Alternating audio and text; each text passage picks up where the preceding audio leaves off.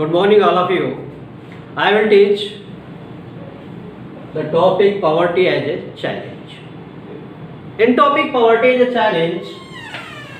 challenge have the multi-dimensions problems. In poverty in challenge, we talk about the problems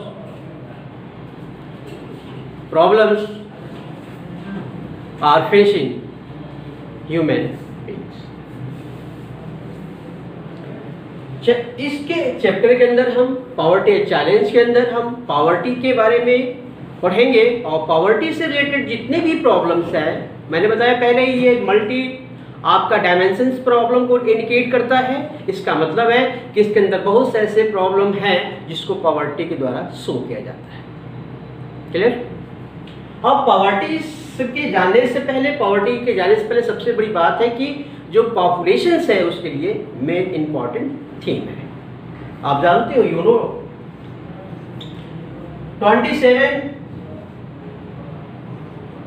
217 millions जो populations जो है वो कहाँ belong करती है, तो पॉवर्टी लाइन में। यानी नियर अबाउट 27 करोड़ लोग जो है वो बिलोंग करते हैं पॉवर्टी लाइन में।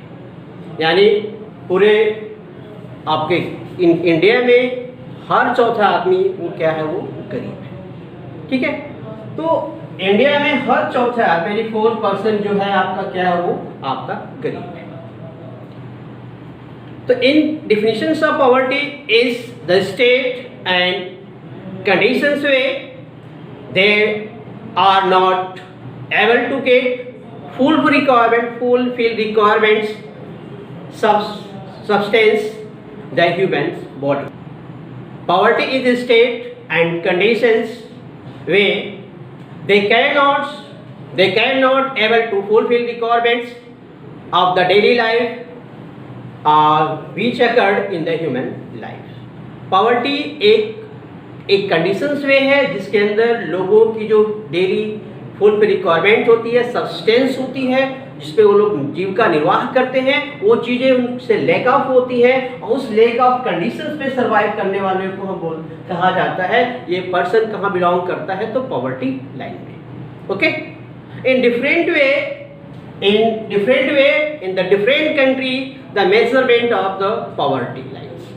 डिफरेंट कंट्रियों में, डिफरेंट देशों में पॉवर्टी को मेजरमेंट करने के लिए अलग अलग नॉर्म्स हैं। फॉरेन कंट्रीज में यूएसए, अगर किसी पर्सन के पास lot have the property but don't have the cars, he is a poor. अगर देखा जाए, अगर मान लीजिए यूएसए के अंदर देखा जाए सबके पास बड़ी प्रॉपर्टी है बट आपके पास क्या नहीं है, आपके पास कार नहीं है, तो आप क्या हैं, आप गरीब हैं। यानी डिफरेंट कंट्री में डिफरेंट वे हैं आपके पॉवर्टी मेजरमेंट करने के, उसके हर कंट्री के नॉर्म्स अलग अलग है पॉवर्टी को मेजर करने के। इन इंडिया में अगर हम बात करते हैं इंडिया में मेजरमेंट्स करने के लिए, तो इंडिया में पॉवर्टीज को मेजरमेंट करने के लिए, यानी पॉवर्टी लाइन को मेजरमेंट करने के लिए, पॉवर्टी लाइन को मेजरमेंट करने के लिए हम दो चीजों को बेस बनाकर on basis of the calories and incomes. हम किसके बेस पे इनकम मेजरमेंट करते हैं, तो ऑन बेसिस ऑफ हम इनकम के, कि आपकी इनकम क्या है, कितना आप अर्न करते हैं, What do you have incomes, कितना आप इनकम रखते हैं, एंड कैलोरीज मीन्स दैट कितना आप फूड अगर लेते हो, डाइट्स लेते हो, तो आपके अंदर कितनी ऊर्जा, आप एक पर डे में कितनी ऊर्जा कैलोरी को आपके पास होनी चाहिए। ओके, तो फर्स्ट ऑफ ऑल सबसे पहले बात करते हैं, अब रूरल एरिया में हम बात करते हैं। अगर रूरल एरिया में बात करें तो क्या, अगर इनकम की बात करें सबसे पहले हम we talk about the incomes, तो अगर एक 1% है तो उसको 816 रुपए आपको इनकम होनी चाहिए, 816 रुपए।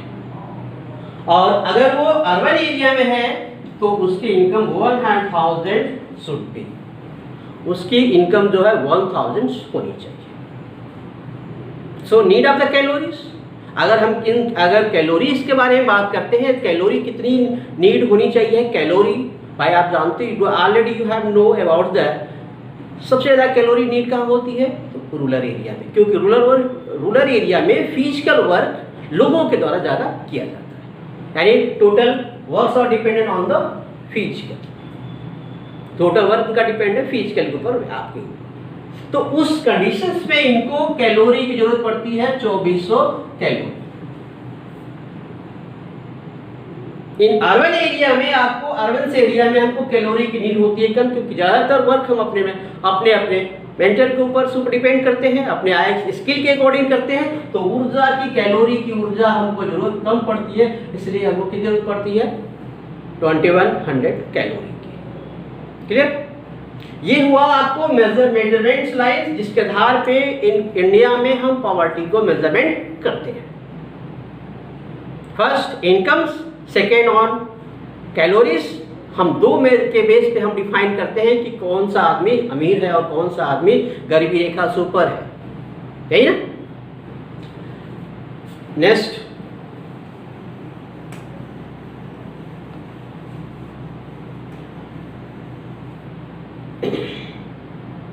अगर कोई भी पर्सन्स, अगर 5 पर्सन्स है, अगर एक परिवार में अगर 5 मेंबर्स हैं, 5 मेंबर हैं आपके,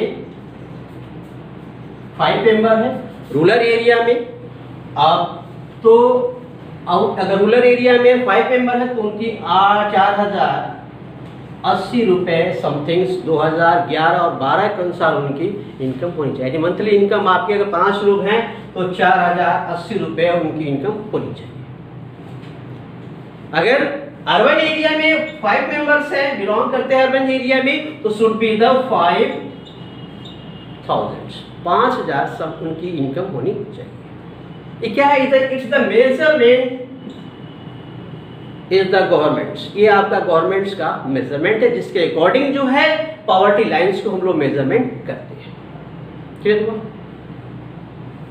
इन social scientist the follow the many indicator of poverty.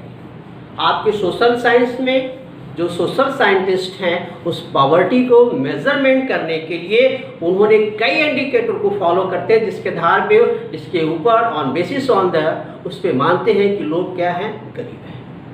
Okay, next topic is poverty as seen the social scientist. अब देखिए, पॉवर्टी को मेजरमेंट करने के लिए जो आपके सोशल साइंटिस्ट है, उसको डिफरेंट इंडिकेटर के बेस पे उसको मेजरमेंट करते हैं। जैसे कि अब सोशल इंडिकेटर्स के अंतर्गत हम लैक ऑफ हेल्थ केयर को पूरा भी रखते हैं। भाई आपके पास अफोर्डेबिलिटी नहीं है, आप एबल नहीं, आपके पास अर्निंग नहीं है, तो आप हेल्थ केयर की फैसिलिटीज को नहीं ले सकते। यानी आपके पास अगर हेल्थ केयर है, आपके हेल्थ केयर आपके यहाँ है, लेकिन आपके पास एबिलिटी नहीं है, आपके पास अफोर्डेबिलिटी नहीं है, आपके पास क्षमता नहीं है, आपके पास अर्निंग नहीं है, तो इस कंडीशन में आप हेल्थ केयर फैसिलिटीज को आप नहीं ले सकते।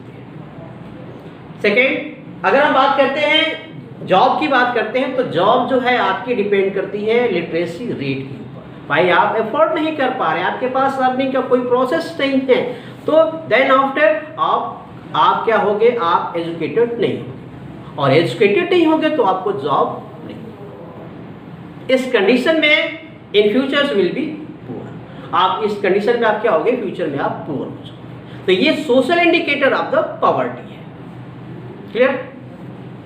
तो सेकेंड, थर्ड आपका है लिटरेसी लेवल। आप जानते हो कि लिटरेसी लेवल, इलिटरेसी सबसे बड़ी बात है। लिटरेसी लेवल आपका तभी हाई होगा जब आप पढ़ने जाओगे, या आप अगर जूनियर में हो, मिडिल में हो, जूनियर्स के बाद आप हायर क्लासेस ले रहे हो, हायर क्लासेस ले रहे हो, तो इसका मतलब है आप क्या कर रहे हो, आपका जो इनरोलमेंट हो रहा है।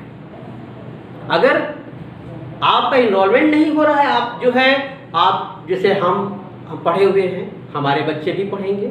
अगर हमने यहीं तक अडॉप्ट किया है एजुकेशन, इसके बाद अपने बच्चों को अडॉप्ट एजुकेशन नहीं दी है, इस कंडीशन में आपका क्या हो जाएगा, आपके बच्चे बिलोंग करेंगे इलिटरेसी में। इस कंडीशन में they can not find any job, उस कंडीशन में वो कोई भी जॉब को नहीं पा सके। यानी मेन सबसे इंपॉर्टेंट थिंग्स है education. Education without education can not find any job. Should be able educated, आपको जो है एजुकेटेड होना जरूरी पड़ेगा। आपका लाभ का जो इसके बाद आता है access of drinking water. Government की रिस्पॉन्सिबिलिटी होती है, गवर्नमेंट्स के पास रिस्पॉन्सिबिलिटी होती है आपको सेफ एंड ड्रिंकिंग वाटर को प्रोवाइड करना। ये आपका फंडामेंटल भी राइट्स भी है, गवर्नमेंट को आपको सर्वाइव करने का राइट्स है। इस कंडीशन में आपको जो है प्रॉपर ड्रिंकिंग वाटर भी प्रोवाइड करने का राइट्स गवर्नमेंट्स को है। और इस कंडीशन में आपको प्रॉपर ड्रिंकिंग वाटर नहीं मिलता है तो आप क्या कर जाओगे, डाइट कर जाओगे, माल न्यूट्रिएंट्स के शिकार हो जाओगे, यानी कुपोषण के। ये सब आता है आपकी सोशल इंडिकेटर है, जिसके आधार पर सोशल साइंटिस्ट क्या करते हैं, पॉवर्टी को मेजरमेंट करते हैं। इंफ्रास्ट्रक्चर्स, अगर मान लीजिए आपका स्कूल का, घर का इंफ्रास्ट्रक्चर सही नहीं है, आपका सैनिटेशन से सफाई नहीं है, इस कंडीशन में आप क्या हो जाओगे, बीमार हो जाओगे।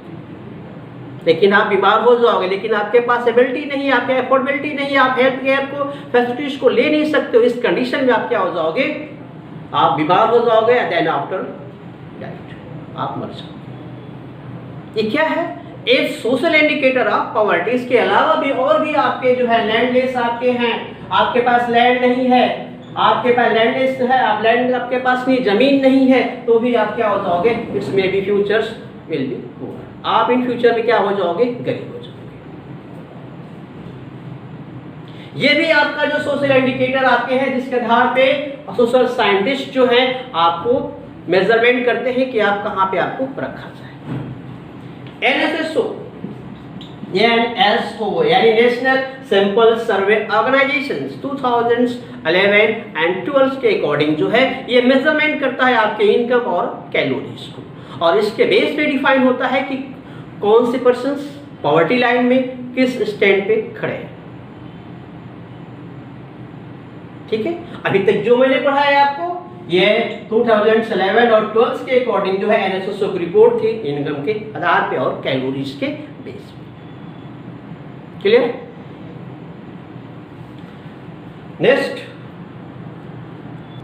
Next topic will be anti poverty programme and estimate of the poverty.